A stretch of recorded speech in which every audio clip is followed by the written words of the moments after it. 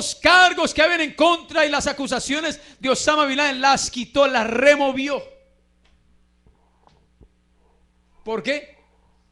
Porque se murió. ¿Cómo vamos a condenar a un muerto? Está muerto ya.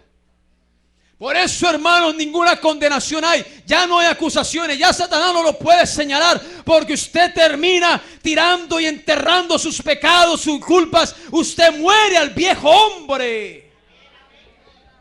Y por eso no hay acusación contra usted. Mira otra vez al vecino y dígale: por eso considérese muerto.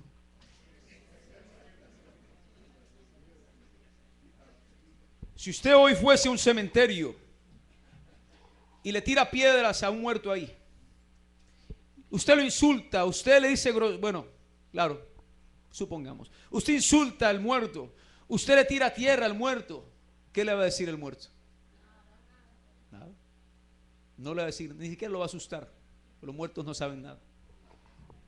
No le va a responder. ¿Por qué? Porque está muerto. De igual manera, hermanos, el que se bautizó en el nombre de Jesús y murió en las aguas, cuando venga Satanás a tentarlo, cuando venga Satanás otra vez a seducirlo, cuando venga el diablo, hermanos, dígale: ya estoy muerto, ya no tienes nada que ver conmigo, estoy muerto al pecado, ya no existo para el pecado, ahora vivo para Dios y sirvo al Dios Altísimo. Aleluya. Y dice entonces: considerados muertos al pecado, pero vivos para Dios en Cristo Jesús, Señor nuestro. No reine pues el pecado en vuestro cuerpo mortal, de modo que lo obedezcáis en sus deseos.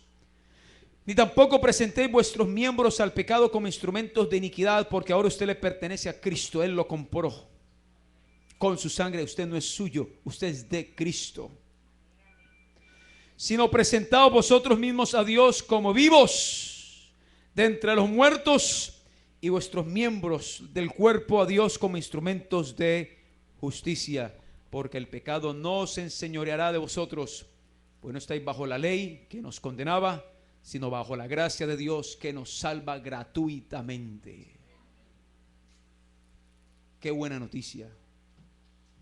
Qué bueno es. Vea, hermano, yo cuando pienso en esto me siento lo más de bien. No hay acusación contra mí. Lo que haya hecho en el pasado, todo fue borrado. Todo fue borrado. Dios no se acuerda de ello. Dios lo cubrió con la sangre de su Hijo. Él me lavó con esa misma sangre. Así que lo único que Cristo ve cuando Él me mira a mí, Él lo único que ve es la inocencia de su Hijo en mí. Él ve la justicia de su Hijo en mí.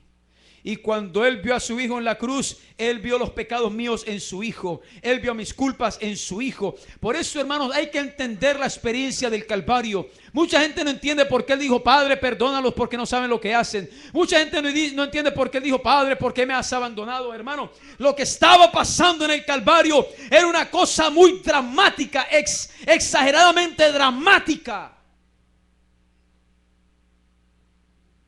Porque la ira de Dios contra el pecado de la humanidad no se descargó sobre nosotros, sino que se descargó sobre su Hijo. Él fue castigado por nosotros. Por eso dice: el castigo de nuestra paz fue sobre Él, y por su llaga fuimos todos nosotros curados. Es la ira de Dios derramándose sobre su único Hijo. Y es una escena, hermanos, donde se encuentran razones, se encuentran sentimientos. Porque mientras vemos la ira de Dios derramarse sobre el pecado que puso en las espaldas de su Hijo, también vemos demostrado el amor de Dios sobre los pecadores. Por eso dice que la verdad y la justicia se encontraron. En la cruz se encontraron, hicieron paz una con otra, para poder nosotros hoy tener eterna redención. Hermanos, si eso hizo Cristo por nosotros, dígame, ¿qué no hará? ¿Qué más no hará el Señor por usted? Que se encuentra atribulado posiblemente, que se encuentra en circunstancias adversas, tal vez por asuntos ajenos o por sus propios errores o decisiones o malas decisiones. Que tal vez se encuentra pensando qué voy a hacer, para dónde voy a ir, cómo voy a hacerlo, cómo voy a adquirirlo. Hermanos, si Él hizo esto por nosotros, ¿qué más no hará el Señor por su vida, por su situación en esta noche? Él puede hacer mucho más abundantemente de lo que pensamos o pedimos. Él puede hacer mucho más abundantemente. Nosotros, hermanos, tenemos un propósito, y ahí en Romanos capítulo 8, el verso 29 nos dice el propósito de Dios para nuestra vida. ¿Cuál es el propósito de Dios con su Hijo? ¿Por qué Él hizo eso en la cruz? ¿Por qué hizo esa obra en la cruz? ¿Cuál es el propósito de Dios para nosotros los que creemos? El propósito de Dios está en Romanos 8:29. Porque a los que antes conoció, ¿y no le parece maravilloso que si nosotros conocerle, Él ya nos conocía? ¿No le parece maravilloso que no somos extraños para Dios, aunque Él lo fue para nosotros en un tiempo, pero no éramos extraños para Él? Él tenía un propósito y Él cumple sus propósitos. Porque a los que antes conoció, también los... ¿Está conmigo? Romanos 8:29. También los predestinó. ¿Para qué? Para que fuesen hechos conformes a la imagen de su Hijo.